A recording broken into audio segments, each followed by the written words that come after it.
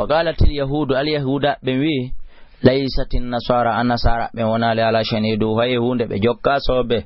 بغاي بجوكي وقالت النصارى النصارى كدوي ليست اليهود اليهود بونا على شنيدو هي هوند كو بغاي بجوكي في جندارو andingol on tun اليهود النصارى كناسنو يلدي hakkunde mabbe goy gereji din e ngay gongo hakkunde mabbe no tiidi ko woni si andi en e mabbe kambe be wona ini e hore men wa mutayle be do fop yatuluna alkitaba be jangude defte den kadhalika konani qala alladhina wirno ben la ya'lamuna be anda mithla qawli misifa kongo di mabbe din fallahu aw allano yahkum o nyaaway baynam hakkunde mabbe yawmal qiyamati fima kanu fi konko belati fihi emudun yakhtalifuna hibe lutondira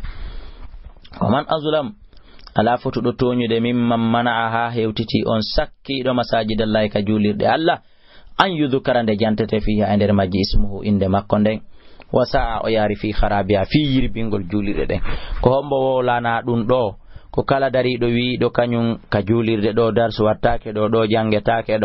do bayana wattake do juma juletaake do ma dari keri pagayi ton ender julirde den hande ferma ma ha darsu wondo ton suspanda ma ha kala mojjer ko no ton acci haray ko o wona haalanede ko hadi haray nde inde Allah jantete julirde den haray ko o woni yirbindo julirde den Allah dali sada dabbude toñowo bondo bandijo numéro 1 kawle do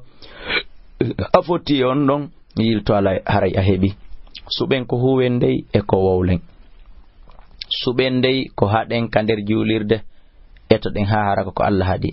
eto den suben ko yamiren harako ko Allah yamiri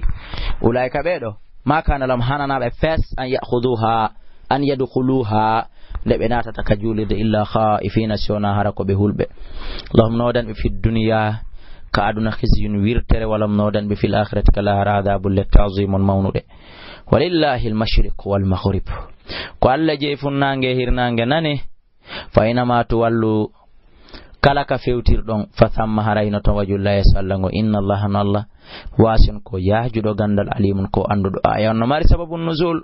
gisano don on nodday kan numéro téléphone ji wa qalu bi ittakhadha allahu allah no mari waladan biddo subhana la bal wodani allah haju allah la e biddo he ko satin do nawyugol ma nawnugol ma yugol haton jine biddo kono rona mo ma kono wallito mo si oronki Allah di tati kala o sati nadi bal skoni law yinodani mo ma fi samati denda nangal kon kon kamuli wal ardi kalid kullun dum do fop lahu wonande Allah qanituna ko yankinani dum ha joye biddo ala badi o samati kan kon sincudo kamuli di wal ardi leydini wa idha qada so fala ma nyaawde amran fi yake fa inna ma yaqulu law idandi kon no wiyanta fi yake den kun ko yowunu kun so wi tun kun fayakunu wonayno o faalira non directement wa qala alladhina bi la ya'lamuna bi anda lawla yukallimuna Allah menen kadi hanno Allah yewtidai amen waro yewtidiri non e Musa aw tina ma adana men ayatun mande be hewta on valeur kadhalika kononi qala alladhina wirnogo ben kadi min qabli aditi be keferan ka ku feƴƴunobe misala galun sifa kongo di mabbe di tashabati no nandi desa golugum berde mabbe di ideji mabbe din ko gotum kad bayyana al ayati gumdi men labbini mandeji din ayaje den li kamino nande be yokino na be no holo inna mena arsalnaka min liri ma bil haqqi sabugonga bashiran ka weltino wa nadiran ka hulbino wala tusalu alandatake anasabil jahim fi yimbe jahim haaju mabbe no be wadi an yottintum bangina e kadi mi yetoma Muhammadu e kala an akhi musiddo juldo wondo jentade o tafsir hande ko awona wolanede hari hankin ko nelado wonde ya faamu walan tarda anka al yahuda wel tortama walan nasara wana an nasara hatta tattabi'a millatam ha jokka dina mabbe kan kala juldo mo portobe be mo al yahuda an nasara hittini fimu walliti felicity banti wotan wadi didi ande o hawki dina makko kan o jokki ko welata be kon sidon yeddi non dare kala mo al yahuda an nasara nabidi e julbe ben kawre leydi do vérifier on dina makko kan on faamay don ko qur'an wawlata uluwi inna hudallahi pewal Allah ngal huwal huda ko ngal woni pewal aybata civilisation buri pinal Allah ngal waddani engal wala ni tabata wallahi sa jokki ahawam ko welata be kon baada alladhi bawo o do darsu jaaka ardoma mo jangana da mo fina da do he minal ilmi immorde gandal ba hande ko awon wolaneden ala wadde misanga ene laado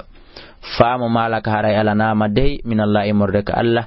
min waliyin immorde gido wala naswirin wana wallo alladhina bin atainahumul kitaba bimin okki deftede yatulunahu be janga de haqqa tilawati nonde hana jangirede no be min okki deftere den hibe jangande nonde hana jangirede no ko mufrad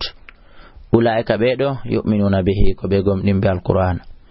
wama yakfuru bihi kala yeddu alqur'ana fa ulaika rabbunhumul khasiruna ko be woni perdo be ya bani israil udhkuru anni ni'mati ni'maji allati din an'amtu min alaykum edomo wa anni andi tonno mi faddaltukum mi burni on alal alamin yore tagge fo bindere mo wattaquhu yawman nyalande no ara la tajzi nafata nafsun wonki an nafsin gay wonki go shay'an hay hunde wala yuqbalu minha jabantaki kadi adulun sottari wala tanfa'uha nafata kadi shafaatun tefore wala hum be onali yunsaruna walloitebe wa idibtala ibrahima andi teto mande jarribi nono annabi ibrahima rabbu jomi makko bi kalimatin kungudi fatamma hunno timminidi issa jutudo hino e aya on don on nodday kanimere telefonji qala alla dali inni min ja'iluka mi wadima linnasi wonande yimbe jama hedditibe ko yitita bawo ma fop mi wadima imaman imamu mabbe qala annabi ibrahima maki ko andi gol en goddo fadinta mojjere o yanyay wa min dhurriyyati wadu kal immode jurri an on qala alla dali la yanalu hebata dey ahadi andin azzalimina toñobe Allah ina faala en andinde ta jettira goddo ahadi ndi anduda a hunnata jettirana modum hersa wa ja'alna albayta andi tutumande me wadno suudu ndun suudu kaaba ndun faanda mata abatan dabbirndu baraji linnasi onande yimbe be wa amnan e holare kala nato don kana aminan wattakhadu jogito don min maqami ibrahima imorde darode annabi ibrahima ka daro tono don o golla musallan julirde bi mana ko dun yoton ko sunna hajji yanke jomma waddo umra on rujugol don dadiri si ne wani kemo wa ahidna mi ahudi ila ibrahima wa ismail anskoni tahira wala bine bayti sudan lit taifin wonande araybe wango hota wala akifina e ufino tobe derto warruka sujude arobe jula wada ruku sujudu hota wa idh qala ibrahim antetu man nabi ibrahim ma kun rabbi jomi ij'al wadu hada ndido leydi baladan leydi aminan holnindi warzuqu arsika ala yimbe mayri on minas samarati immurde bibbe ledde man amana minhum kala gomnindo e mabbe billahi allah wal yawmil akhir nyalande sakkitinde a ko duwa won do yide hino jaabo e hore saudi ha do holare buttu hino derton denda nangal façon bibbe ledde furuji dino derton lando e imamujo e karamo kojo e père de famille be ko du'otobe hani wonde wona hudobe halkita